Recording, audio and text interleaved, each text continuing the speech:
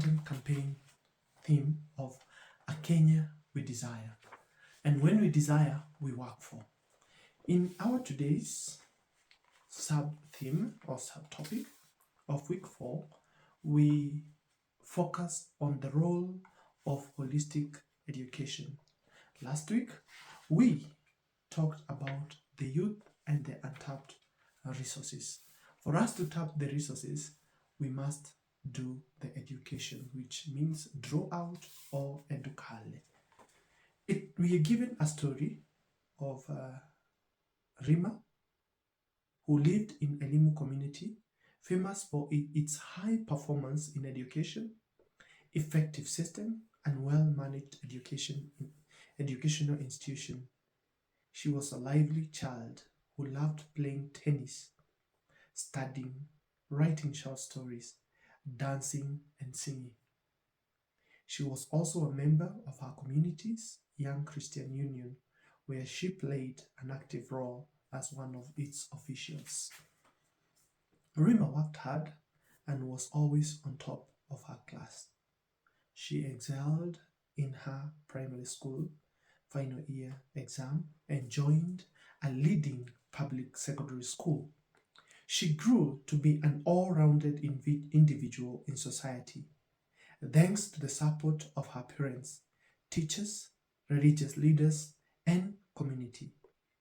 She always aspired to become a pilot. Her tennis talent was nurtured, and she represented her community in several national and international tournaments.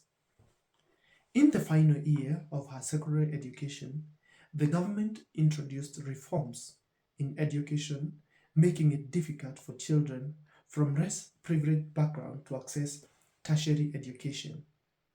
Upon completing her secondary education, Rima was admitted to one of the best aviation training schools in the country, but could not secure a loan for her post-secondary education fund.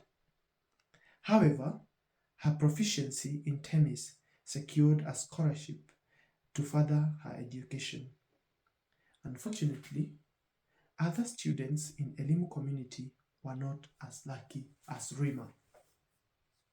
Religious leaders raised their concern about the worsening situation in the country's education and convened a consultative meeting with the stakeholders. They agreed that everyone should fully execute their mandate. This was well received and adopted by stakeholders, leading to the restoration of education standards nationally. There was improved performance and enrollment rate of learners in schools. The community has continued to produce notable, responsible leaders. The end of the story. The story is very nice about that child called Rima. And Rima is a child that every parent would desire, but that is not the reality. That is the desire of every parent. We must acknowledge and know that it is the right of every child, rich or poor. It is the government responsibility to children from rich families or poor families, because being rich or poor is an accident. You can be rich today and tomorrow you are poor. So how will the government know that you stopped being rich and yet you're not supported because you come from a rich family? And what really defines richness? Is it the salary? Who is richer? A man who owns 500 herds of cattle, or a man who earns 50,000 per month, or even 100,000 per month? Who is richer? Is it a man who harvests over 300 bags of maize, or a man who earns 50,000 per month? So who is richer?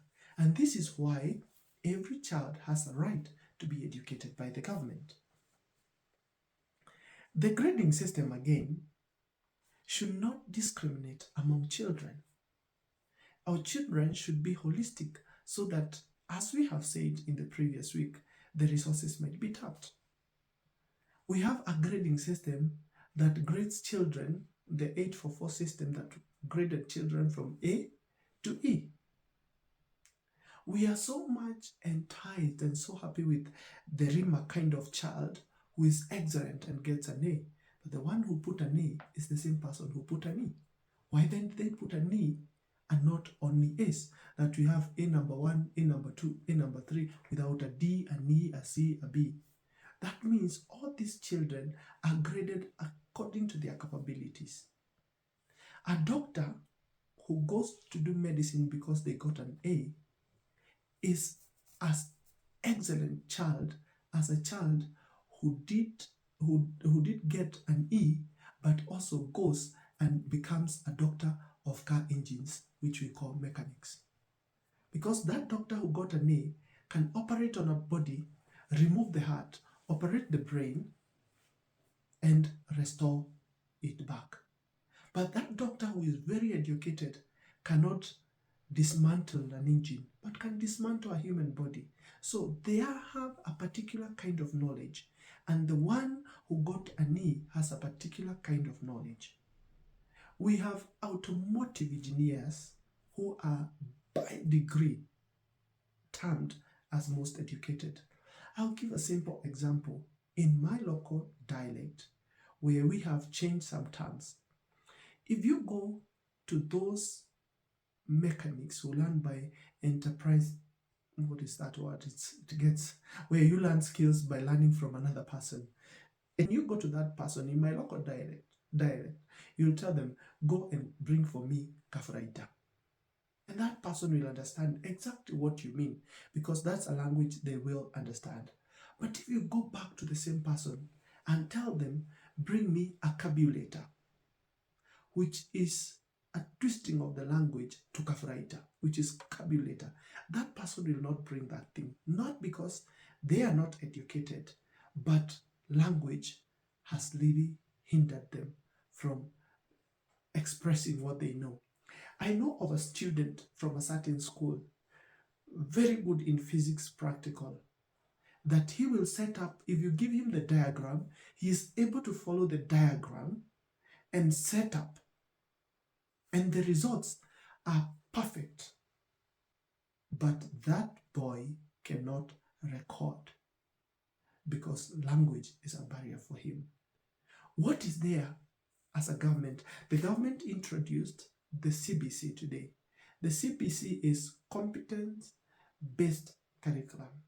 That means children are gauged in accordance with their ability, not in accordance with their inabilities. We had a system that gauged us according to our inabilities instead of gauging us according to our capabilities.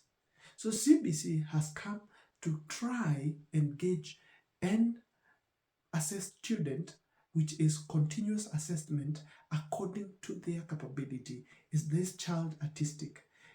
Are they in the art and sport school?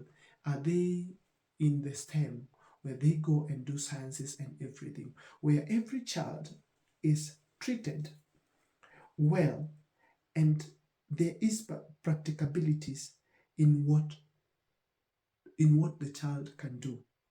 Lastly, the government should and must invest in co-curricular activity and in what we call technological advancement. We have AI, which is artificial intelligence.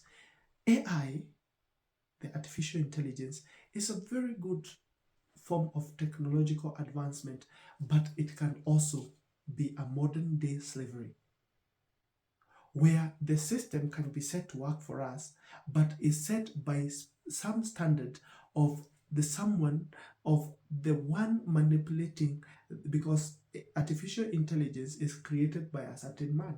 So that person who creates can manipulate all of us. Therefore, it is very vital, it's paramount for the government and all education system to make sure that people learn the philosophy of critical, or rather, people must become critical in their thinking.